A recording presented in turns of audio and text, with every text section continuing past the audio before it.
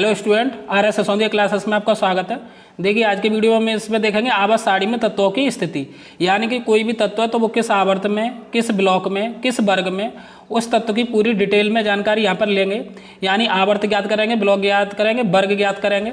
और एक बात और, तत्व की स्थिति का निर्धारण करने के लिए हम आपको यहाँ पर रूल बताएंगे, नियम बताएंगे, शॉर्ट ट्रिक के माध्यम से आप आसानी से आवर्त, ब्लॉक और वर्ग ज्ञात कर ले जाएंगे। तो चलिए देखिए, सबसे पहला नियम ये है, आपको किसी भी तत्व की अगर स्थिति या पोजीशन निकालनी है आवर्त सारणी में, यानी आवर्त, ब्लॉक, वर्ग बताना है, तो सबसे पहले सर्वप्रथम तत्वों को आपको क्या करना है, इलेक्ट्रॉनिक विन्यास कर लेना। और इलेक्ट्रॉनिक विन्यास आपको SPDF में करना है अफबाऊ नियम की सहायता से। अगर आपने अफबाऊ नियम के जो हमने शॉर्ट तरीका बताया आपको अफबाऊ नियम का इलेक्ट्रॉनिक विन्यास याद करने के लिए, लाइन के लिए, तो अगर वो वीडियो नहीं देखा तो चैनल पर प्लेलिस्ट बनी है, वहाँ से आप उस वीडियो को देख सकते हैं। आप इलेक्ट्रॉनिक विन्यास भी शॉर्ट तरीके से करना सीख जाएंगे। कोई भी तत्व कितने भी बड़े से बड़ा इलेक्ट्रॉनिक विन्यास हो आप आसानी से कर ले जाएंगे। चलिए, तो सबसे पहले क्या कर लेना है, आपको इलेक्ट्रॉनिक विन्यास करके रखना है उसका। दूसरी बात देखिए, आवर्त के लिए आपको कक्षाओं की संख्या देखनी है। जब आप इलेक्ट्रॉनिक विन्यास कर लोगे तो उसमें आपको देखना है बाद में कि कक्षाओं की संख्या कितनी है। जो कक्षाओं की संख्या होगी, जैसे 2 कक्षाएं हैं तो उसका जो आवर्त है वो दूसरा होगा, 3 कक्षाएं तो आवर्त तीसरा होगा, 4 कक्षाएं हैं तो आवर्त कौन सा होगा, चौथा होगा। इस तरीके से आप आवर्त की स्थिति वहाँ से निकाल सकते हैं। देखिए, ब्लॉक की स्थिति का निर्धारण कैसे करोगे आप, अंतिम इलेक्ट्रॉन जिस उपकोष में प्रवेश करेगा वो क्या कहलाएगा, उसका ब्लॉक कहलाएगा। यानी कि जो इलेक्ट्रॉन विन्यास करने पर अंतिम इलेक्ट्रॉन जिस उपकोष में जा रहा है वो उसका क्या होगा, ब्लॉक कहलाएगा। मेन बात आती है देखिए वर्ग की। तो वर्ग देखिए यहाँ पे 4 कंडीशन बनेगी। जैसे अगर आपसे पहले वर्ग की बता दें, फिर हम अभी आपको क्वेश्चन बताएंगे। उस क्वेश्चन की प्रैक्टिस से आप आसानी से रूलों को भी याद कर ले जाओगे और तत्वों की स्थिति का निर्धारण भी करना सीख जाओगे। देखिए, एस ब्लॉक में अगर आपका तत्व एस ब्लॉक में है तो कैसे निकालना है आपके वर्ग की स्थिति, अंतिम कोष के एस उपकोष में इलेक्ट्रॉनों की संख्या देखनी है, या फिर बोल सकते हैं शॉर्ट में NS इलेक्ट्रॉन। एन का मतलब है अंतिम कोष। जैसे ये पहली कोष है, यहाँ पे नाभिक है, ये पहली कोष है, ये दूसरी कोष है, ये तीसरी कोष है, या मान लें ये N कोष रही, तो फिर इसके भीतर वाली कोष कौन सी रहेगी, एक कम, यानी ये N-1 होगी कोष ये वाली। ये कौन सी होगी, N-2 होगी। तो ऐसे ही जो N है वो सबसे बाहरी कोष है और N-1 उस बाहरी से जस्ट भीतर वाली कोष है। ये मतलब आपको समझ लेना है, N सबसे बाहरी कोष है। N अगर लिखा है तो सबसे बाहरी कोष, N-1 है तो भीतर वाली से, जो सबसे आउटर सेल है उससे भीतर, जस्ट भीतर वाली सेल रहेगी। तो वही है, अगर एस ब्लॉक में आपका इलेक्ट्रॉन है तो वर्ग कैसे निकालोगे, अंतिम कोष के एस उपकोष में जितने भी इलेक्ट्रॉन मिलेंगे अर्थात NS इलेक्ट्रॉन, वो आपका वर्ग का निर्धारण करेगा। पी ब्लॉक के लिए कैसे निकालेंगे, यदि इलेक्ट्रॉन पी ब्लॉक में है तो उसके लिए वर्ग कैसे निकालेंगे। देखिए 10 तो लेना ही आपको, प्लस अंतिम एस उपकोष में इलेक्ट्रॉनों, जो अंतिम कोष है ना उसके एस उपकोष में इलेक्ट्रॉनों की संख्या देखनी है, यानी NS इलेक्ट्रॉन, अंतिम एस उपकोष के इलेक्ट्रॉनों की संख्या। ऐसे ही आपको अंतिम पी उपकोष में इलेक्ट्रॉनों की संख्या देखनी है, NP इलेक्ट्रॉन, यानी 10 में जोड़ देना है, NS electron plus NP electron. N का मतलब है सबसे आउटर वाली जो सेल है उसके इलेक्ट्रॉनों की संख्या, वो भी कौन से, एस उपकोष के, और इसमें NP में सबसे आउटर वाली जो सेल है उसके पी उपकोष में इलेक्ट्रॉनों की संख्या। ये तो रहा पी ब्लॉक के लिए। अब चलिए देखते हैं डी ब्लॉक के लिए। देखते हैं डी ब्लॉक के लिए बताया, अंतिम कक्षा से पहले वाली कक्षा में डी कोष के इलेक्ट्रॉनों की संख्या। अंतिम कक्षा से पहले वाली कक्षा कौन सी होगी, N-1, और अंतिम कक्षा कौन सी होगी, N। यानी अंतिम कक्षा से पहले वाली जो कक्षा है उसके डी कोष में इलेक्ट्रॉनों की संख्या तो कौन सी हो जाएगी, N-1 डी इलेक्ट्रॉन। ये लिखा हुआ है ना, N-1 डी इलेक्ट्रॉन, प्लस और क्या देखना है, अंतिम कक्षा के एस उपकोष के इलेक्ट्रॉनों की संख्या को जोड़ देना है। अंतिम कक्षा कौन सी होती है, N, इसके एस उपकोष में जितने भी इलेक्ट्रॉन हैं, और इससे भीतर वाले जो कोष है उसके डी उपकोष में, इसके तो डी उपकोष देखना है और अंतिम वाले का एस देखना है। इनका जो सम होगा वही डी ब्लॉक के में अगर तत्व में जा रहा है, देखिए इनका जो योग होगा वही आपका, अगर डी ब्लॉक में इलेक्ट्रॉन जा रहा है तो वो वर्ग का निर्धारण करेगा। अच्छा, अगर भाई देखिए एफ ब्लॉक में जाता है अंतिम इलेक्ट्रॉन, फिर वर्ग कैसे निकालेंगे, तो हमेशा याद रखना है आपको, हमेशा 3 होता है वर्ग। इस स्थिति में वर्ग कितना होगा, 3 होगा। वर्ग का निर्धारण करेंगे तो वर्ग कितना होगा, 3 होगा। देखिए जब अंतिम इलेक्ट्रॉन एफ में जाता है, जब एफ ब्लॉक में जाएगा तो हमेशा वर्ग कितना आएगा, 3। वर्ग का जो निर्धारण किया जाएगा वो वर्ग निकल के हमेशा कितना आता है, 3 आता है। एफ ब्लॉक वाले में कुछ कैलकुलेशन नहीं करनी है, बता देना है कि वर्ग कौन सा होगा, तीसरा होगा। तो चलिए एक एक क्वेश्चन करके इन सभी को हम समझते हैं किस तरीके से इनका निर्धारण करेंगे। देखिए परमाणु क्रमांक 12 वाले तत्व की आवर्त सारणी में स्थिति देखते हैं। तो 12 है, तो 12 का देखिए इलेक्ट्रोविन्यास है 1s2 2s2 2p6 और 3s2, ये इलेक्ट्रोविन्यास कर लिया हमने।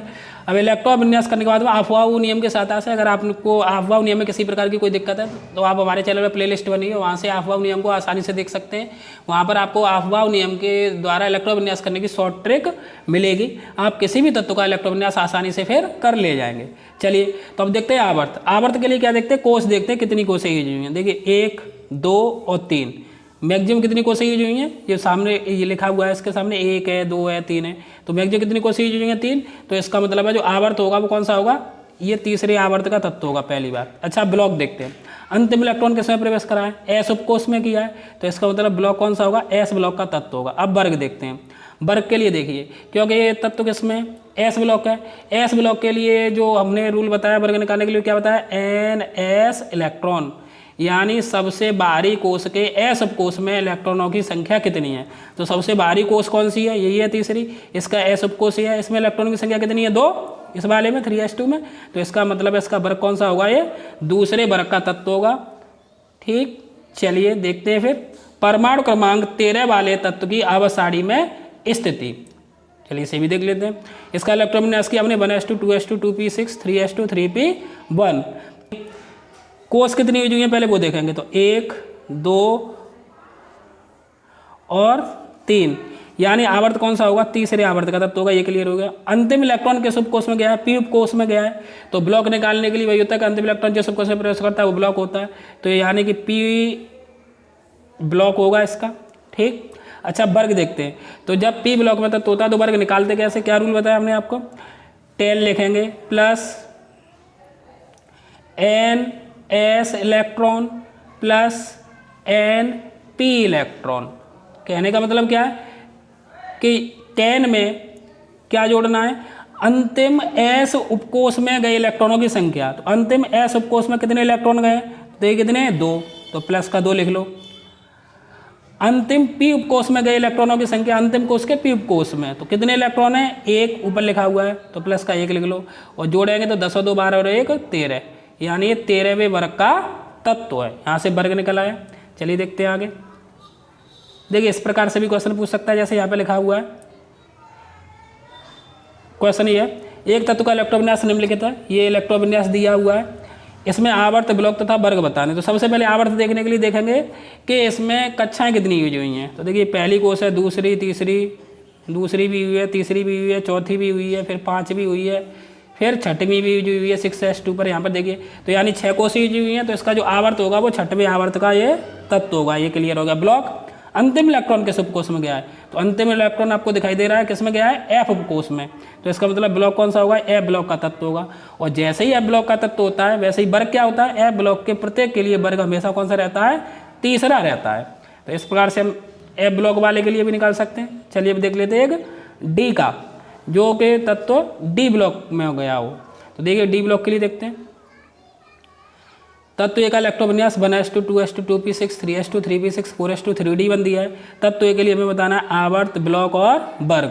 तो सबसे पहले कोष देखें हमने कितनी कोष यूज हुई है इसमें, तो देखिए 4 कोष तक यूज हुई है मैक्सिमम, तो इसका आवर्त होगा ये चौथे आवर्त का तत्व होगा, ये बात क्लियर होगी। ब्लॉक देखते हैं, अंतिम इलेक्ट्रॉन किस में गया है, डी उपकोष में, तो डी ब्लॉक का तत्व होगा। और डी ब्लॉक के लिए वर्ग कैसे निकालते हैं, क्या रूल बताया डी ब्लॉक के लिए कि डी ब्लॉक के लिए निकालते हैं n-1 डी इलेक्ट्रॉन प्लस फिर क्या बताया N S electron, N S electron.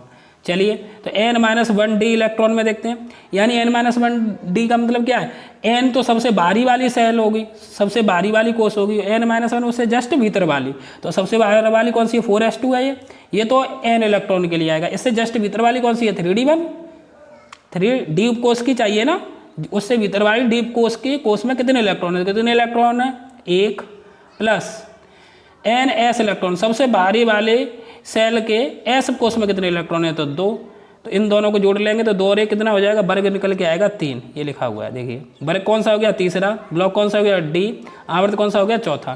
तो देखिए इस प्रकार हम आसानी से जो तत्व है उसकी आवर्त सारणी में स्थिति अर्थात आवर्त ब्लॉक वर्ग आसानी से ज्ञात कर सकते हैं। अगर आपको वीडियो अच्छा लगा हो तो वीडियो को लाइक करें तथा अधिक से अधिक शेयर करें। अगर आपने हमारे चैनल को अब तक सब्सक्राइब नहीं किया तो चैनल को सब्सक्राइब कर लें, बेल आइकन को प्रेस कर लें। धन्यवाद।